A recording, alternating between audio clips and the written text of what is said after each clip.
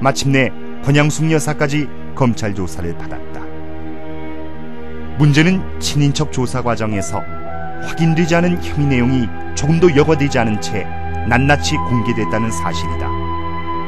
권 여사가 박연차 회장에게 돈을 받은 사실을 몰랐다고 노 전 대통령이 진술했을 때 검찰은 이 사실조차 몰랐을 리 없다는 말까지 덧붙여 언론에 흘렸다. 무죄 추정 원칙에 대한 명백한 위반이다. 나아가 피의사실 공표에 해당하는 불법 행위를 검찰이 직접 자행한 것이다. 그러나 모든 언론은 검찰의 불법 행위나 무죄 추정 원칙 따위는 아랑곳 없이 검찰의 발표를 받아쓰고 재가공하기 바빴다. 검찰이 앞장서 끌고 언론이 뒤에서 밀며 노무현을 파렴치범으로 몰고 간 것이다. 검찰 수사가 길어지면서 정권의 필요에 따른 기획수사이자 편파수사란 비판이 일어나기 시작했다. 검찰에서 그때그때 수사를 해서 거의 매일 브리핑했다 그러나요? 그리고 이제 기자들이 그걸 쓰게 되면은 그것이 이제 일반 대중은 마치 그것이 이제 진실처럼 보게 되는 것이죠. 그런데도 검찰은 무리하게 수사를 강행, 노무현을 궁지로 몰아넣었다. 현행법에 따르면 받은 금품에 상응하는 특혜를 제공하지 않았다면 뇌물수수죄는 성립되지 않는다. 더구나 포괄적 뇌물수수는 법조항이 아니라 판례의 형태로 존재할 뿐이다. 그런데도 검찰은 아무런 증거도 특혜를 준 정황도 찾아내지 못한 채로 노무현을 포괄적 뇌물수수 혐의로 소환하게 이른다. 노무현 전 대통령은 4월 30일 검찰에 출두했다. 5시간 20분에 달하는 상경길을 방송 3사는 헬기까지 띄워가며 생중계했다. 그의 마지막 외출이었다. 그리고 2009년 5월 23일 노무현 전 대통령은 고향 봉화산 부엉이바위에서 투신 생을 마감했다.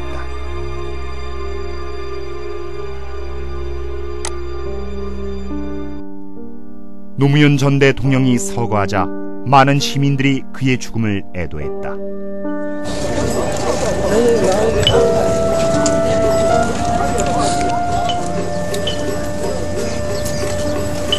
영원한 나의 대통령님 모시고 편안하게 아주 편안하게 가셨으면 좋겠습니다. 전국 각지의 시민들이 자발적으로 설치한 분향소에는 500만 명 이상의 추모객이 다녀간 것으로 추정된다.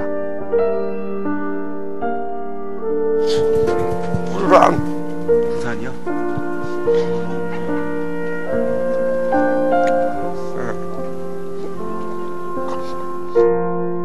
특히 서울 덕수궁 앞에 마련된 분향소에서는 장례기간 내내 몰려든 인파로 분향을 위해 5시간 이상 기다려야 하는 풍경이 연출되기도 했다. 지금도 아니었으면 합니다. 아니었으면 합니다. 나라 대통령이 이렇게 가식한 게 그리고 그렇게 가지게 만들었다는 점이 너무 싫어요. 그러나 이번엔 몰려드는 촛불로도 그의 죽음을 되돌릴 수 없었다.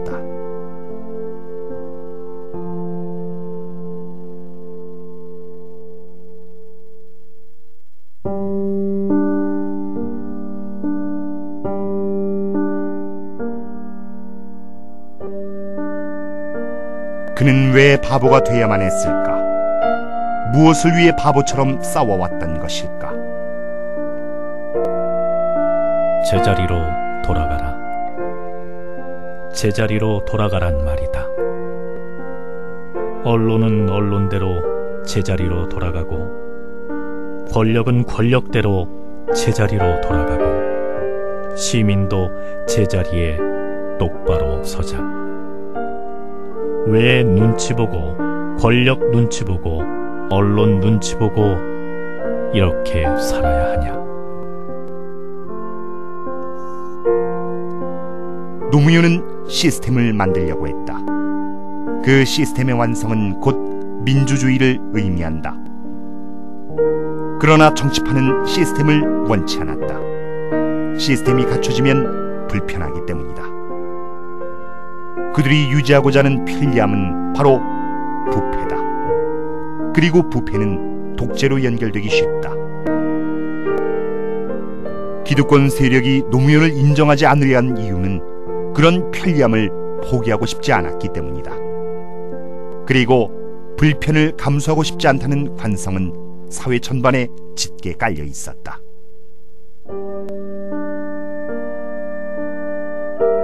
정치 왜 해요? 시류의 편승에 금배지 하나 달고 적당히 누리자는 게 아니라 시대의 흐름을 바꾸기 위해 투신하는 것 아니겠어요? 내가 투신하다 깨지면 의미 있고 보람 있다고 생각하는 다음 사람이 투신하고 또 투신하고 투신하고. 노무현이 원했던 것은 원칙과 상식이 통하는 사회였다. 그것이야말로 사람 사는 세상이라고 믿었던 것이다. 그는 끊임없이 권위주의를 해체하려고 했다. 대통령으로 누릴 수 있는 특권도 벗어던졌다. 권위라는 껍데기를 포기하고자 했던 것이 오히려 종종 그를 공격하는 빌미가 되곤 했지만 그는 끝까지 자신의 원칙을 고수했다. 최고 권력자의 특권 따위는 처음부터 그의 안중에 없었을지도 모른다. 그의 관심사는 그보다는 국민 전체의 생활 기반을 튼튼히 다짐으로써 국가 경제를 건전하게 만드는 데 있었다. 박정희 대통령이 산업화를 위해 국가 주도의 성장 정책을 추진했다면 노무현 대통령은 사회 투자의 복지 정책에 더 중점을 두었다. 김영삼 정부 때 불어닥친 IMF의 후폭풍으로 중산층이 무너지기 시작했고 그것이 김대중 집권기에 안으로 골마들어간 결과 경제 양극화라는 현상이 나타났다. 이런 상황에서 대통령에 취임한 만큼 사회 투자를 병행하는 복지 정책에 중점을 두지 않을 수 없었던 것이다. 참여정부가 남긴 복지 정책의 성과는 적지 않다. 이 성과들은 시스템을 바꿔 국민을 잘 살게 하려 했던 노력을 여실히 보여준다. 그러나 참여정부의 복지정책 구상에 대해 조선일보를 비롯한 수구 언론은 현실을 무시한 장밋빛 청사진에 불과하다고 비아냥거렸고 진보진영 역시 완벽한 복지사회의 이상만을 내세우며 현실의 작은 진보는 평가절하기 일쑤였다.